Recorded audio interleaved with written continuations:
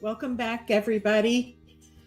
I'm your host, Amy Lindner Lesser, and here we are with introspection.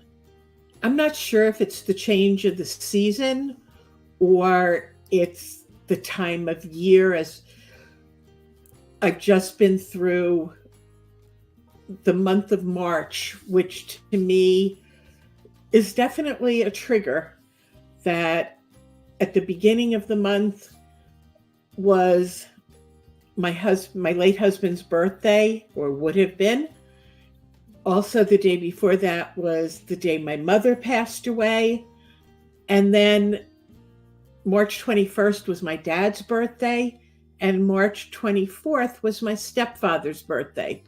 All four of those wonderful human beings are now no longer with me. Welcome to Introspection, the podcast about moving from grief to growth. I'm Amy Lindner Lesser, your host.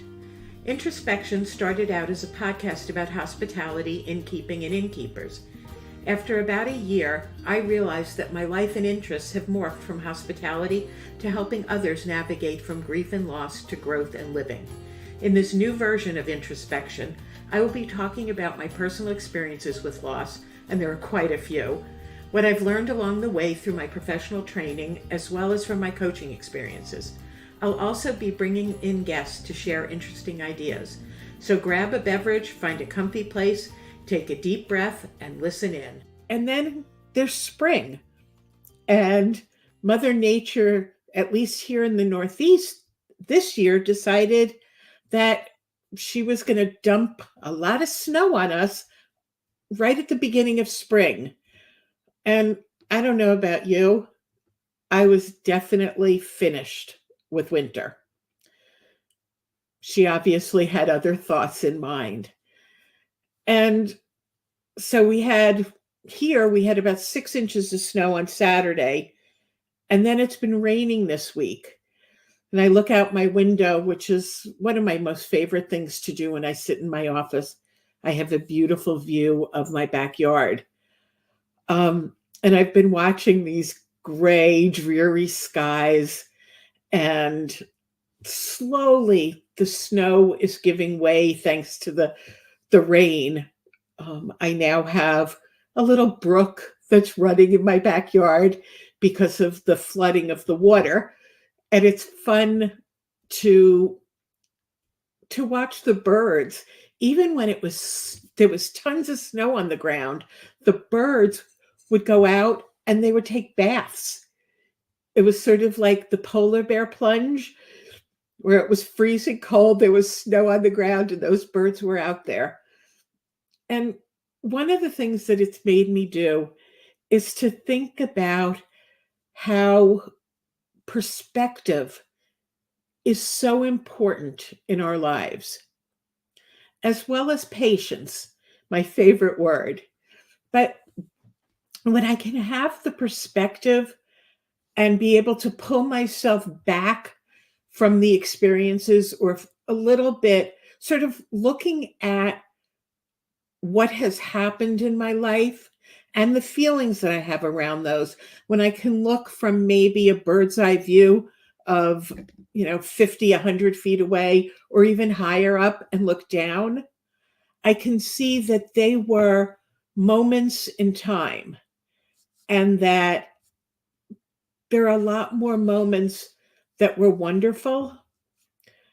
So that's how I bring myself back to today, and to reality, and to silver linings, to be able to smile at the relationships that I've had, even the ones I've lost, but to find the good times in that, to find the jokes in that, the things that made me laugh and smile. Perspective helps an awful lot. And so does gratitude. And I've talked about gratitude a lot. It's something that is extremely important to me. I'm not sure what I would do if I hadn't found the gratitude practice that I have. I joined a group that was on Facebook at the time, and each day the person who ran the group would put a prompt up, and it would be a quotation or something that would spark a little bit of thought on what we were grateful for. It was a time in my life. It was winter. It was, I believe, right at the beginning of COVID. And so there I was running my inn with nobody coming because all inns were closed because we were non-essential and the government didn't want people traveling and bringing germs. I was trying very hard to keep the business afloat and continue to employ my staff so that they didn't have to lose and suffer. And I'd get up in the morning at around 6 o'clock, and it was pitch black out. It's hard to feel, at least for me, to feel happy when you're seeing nothing because it's too dark. And when there weren't guests, there wasn't income. It was tough. And this process started right around that time. I can't remember who told me about it. And I started responding to the prompts on a daily basis. It's now been probably 5 or 6 years since I've been doing it. Most days, twice a day, once on that platform, and then once in a journal for myself. It's amazing. It really is true that what you focus on grows. So when you focus on the things to be grateful for, what happens is all of a sudden you can identify more and more things to be grateful for. And the same is true when you focus on being miserable or how the world has been hard on you, how you've been punished. That's what you start to attract. You start to attract more things to prove yourself correct. It's fascinating, though, that we have the ability to control that. It's all here. It's all in our heads, in our minds. We have something called an ego, and our ego is here to keep us safe. And what's safe to the ego is to keep repeating the things that are familiar to us. Well, sometimes it's better if we go out of our safety zone, out of our comfort zone, because we can discover and experience things that we never thought were remotely possible. I like to ask my clients, if you were to look at yourself a year from now and you were in the same place, how would that make you feel? And I would say 9 times out of 10, or maybe even more than that, people are not happy with the idea of being in the same place as they are now. Grief will never, ever fully go away. But today, one of the people I know commented on a post that I made on Facebook. I had talked about wanting to contribute stuff to Facebook that people wanted to see and the information that they needed. And I talked about my grief and some of the things that contributed to that grief. And Danetta talked about her losses. She talked about losing family members. She talked about a hysterectomy that she had at an early age, and the loss at that point of a potential life partner because he couldn't imagine life without biological children. She talked about loss of relationships, loss of control over her body that's betrayed her. She talked about losing friends and family while they were still alive, but to things like Alzheimer's and dementia. Danetta happens to be a nurse, which is not surprising to me because she is a nurturing and caring person.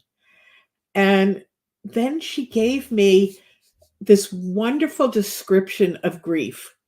I had talked about grief never going away, sort of as that the skeleton you put in your closet and you close the closet door. And every once in a while, you'd open the door and it would fall, or it would pop out and say, "Boo, I'm here." I like her description even better than mine. She talks about grief as if it's a file drawer. And when it's closed, it represents our good days, the days that we know that the grief occurred, the loss occurred, but we can function basically normally, maybe even better than our old selves. And then something happens that makes the file drawer open. Maybe somebody bumps into it with a memory, or the memory comes to you on its own. Maybe something similar to your loss happens to someone else, and the feelings come flooding back. And so what happens is that file drawer opens. We can now see what was in that file drawer. And that means we're looking at the loss or the losses that happened. Sometimes we can sort of look at it and quickly close the drawer. And then sometimes everything just falls out of that drawer. And now you've got the floor strewn with files. The files have busted open. All of the papers and the losses are spread on your floor. And the only way to move them is to pick them up and look at them and put them back in their folders before you can put them back in the drawer. In order to do that, you have to process the papers. You can't just pick everything up because they may have fallen on top of each other and they're out of order. So you have to take, for example, the loss of your parents. That goes into that file. The loss of your fertility or your reproductive years. That goes in another file. The loss of the musical instrument that you were playing professionally and had to give up because of an injury. That goes into a drawer or into a file folder. Maybe it's the loss of a job that you had worked so hard to get. You finally got it and the company closed down and you lost that job. Maybe it's the dream job that you got, and then once you were in it for a little bit, it became more of a nightmare than a dream. Another loss, it goes back into its file folder. It might take minutes or days until you're finally able to close that drawer.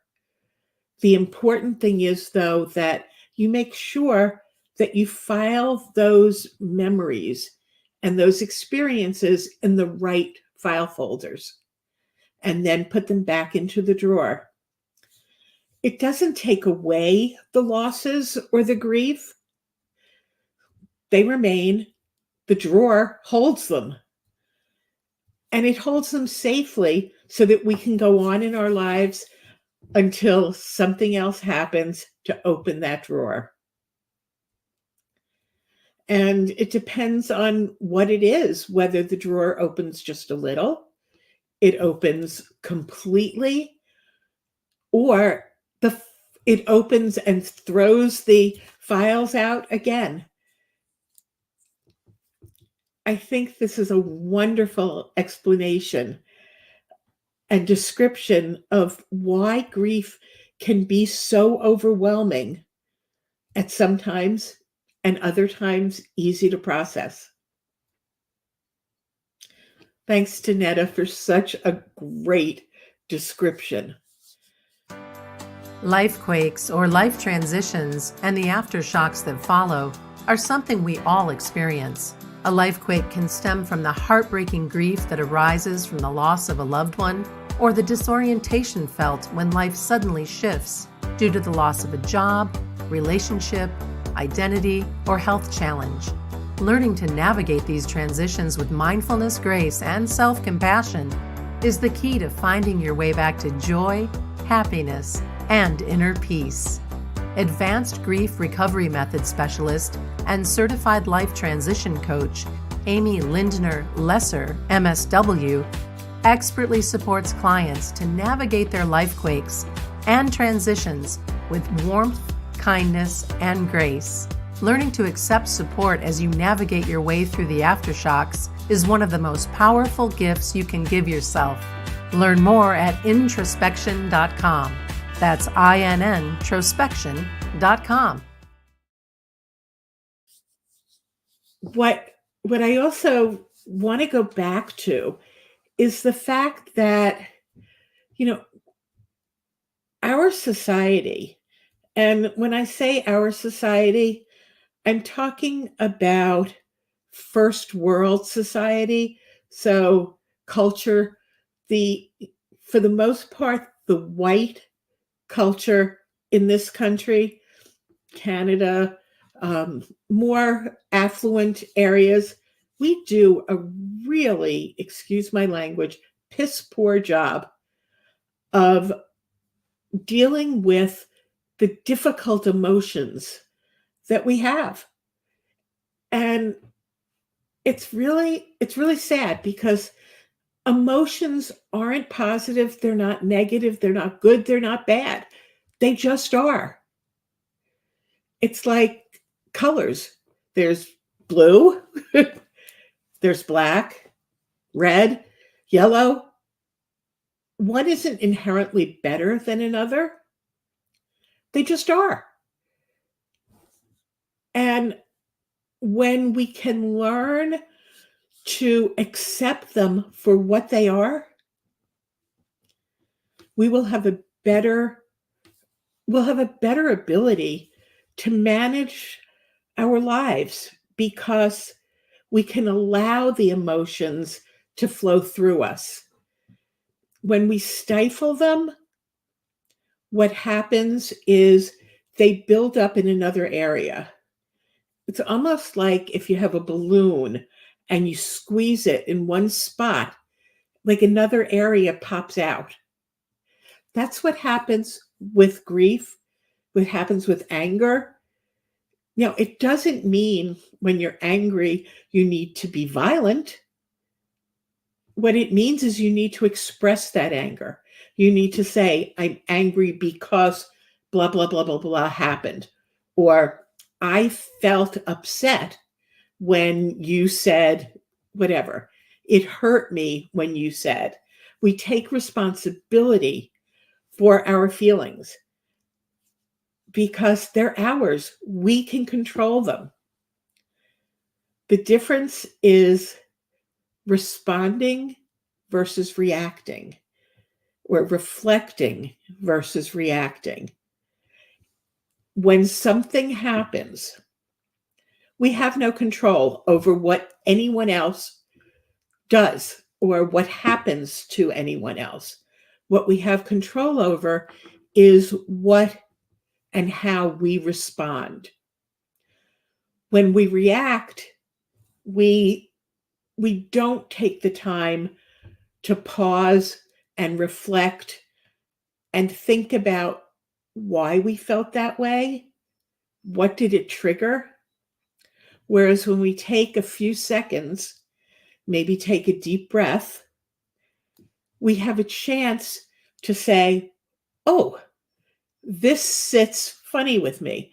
This makes me feel angry. This makes me feel sad. And then we can express it in a way that allows us to fully experience that emotion, whether it's crying, whether it's laughing. You know, often we can be in the midst of tears and something will hit us and we'll start to laugh. And that's great. It's okay and normal to have feelings that are opposed, that are opposites at the same time, because that's what life is. So I want to leave you with a few thoughts. Grief happens to all of us.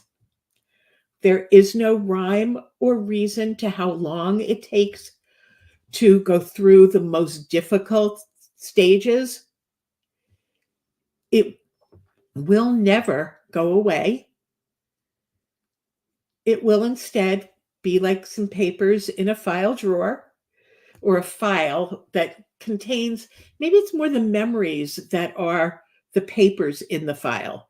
But grief is that drawer and different things that happen that we grieve over. No one's grief is the same as anyone else's, or even as the same grief or grief for a different thing or person. So 2 losses will be grieved differently.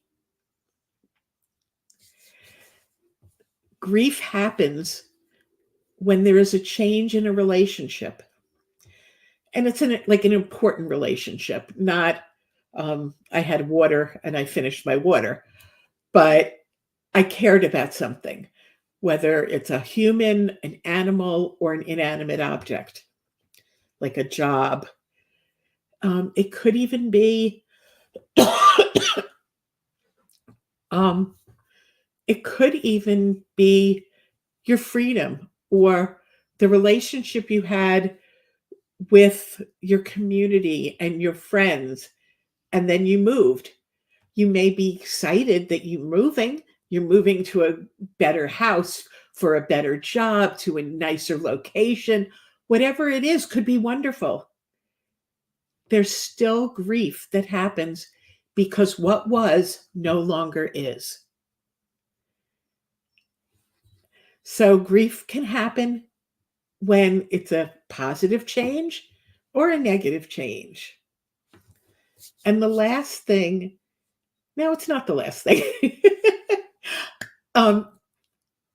that when we have a thriver's mindset, as opposed to more of a negative mindset where things happen to me, a victim mindset, when we say instead, I take responsibility for me.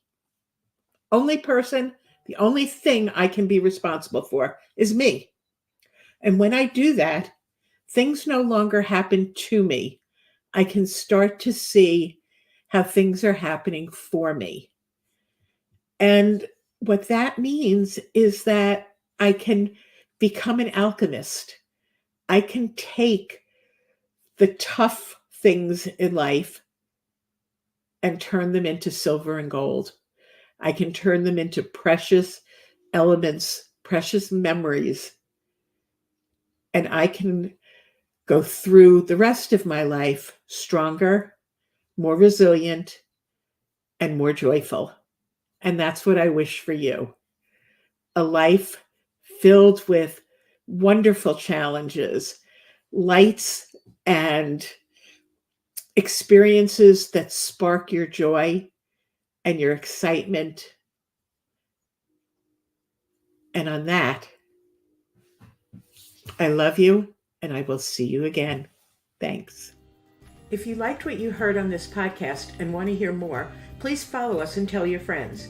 You can also find me on Facebook at Amy Lindner Lesser, Grief to Growth Life Coaching, and on LinkedIn at Amy Lindner Lesser.